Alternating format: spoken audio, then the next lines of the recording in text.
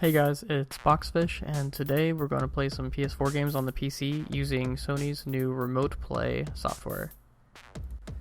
So this is a pretty straightforward process. You'll just need to have a PS4 running the latest firmware, that's 3.5 or later, to support the Remote Play feature. Then you'll need a Windows computer or a Mac computer.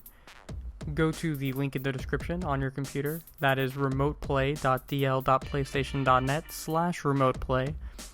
And click the download that you need. So we're on Windows 10, so we can click the download for the Windows PC. Once it finishes downloading, run the executable to install the file. Select your language, click next, accept the terms and conditions. Choose where you want to install. We're just going to keep it in the default location here. Once it finishes installing, you can just launch the program up. It'll ask you to connect your DualShock 4 controller through USB. Once you have that connected, just click Start. If you want to change any of the settings, because by default this will run at 4 or 540p, which is weird. So you probably have the bandwidth to run that at 720p. Then there's standard frame rate, which is 30 frames a second, or high, which is going to be 60 frames a second. Not very many games will run at 60 frames a second, but if you have the bandwidth to do this, you may as well. So I'm running at maximum on both of these. Hit OK. Then start, and it'll run with those settings. There's no way to change the settings once it's started, so this is where you have to change that. Right now my PS4 is on standby, so it's going to have to turn it on. There it goes.